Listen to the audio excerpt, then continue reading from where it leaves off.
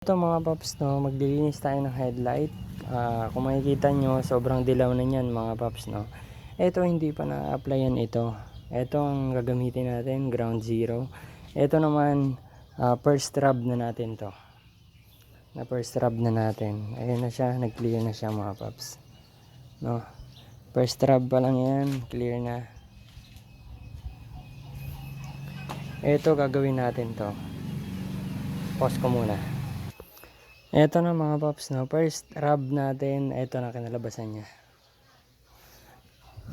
Sobrang linaw na niya mga paps. Ito siya, microfiber lang gamit ka. Tapos ito, ayun o. Kumpara kanina, sobrang dilaw. Ngayon ito na siya mga paps. Clear na clear na. Link in comment section mga paps.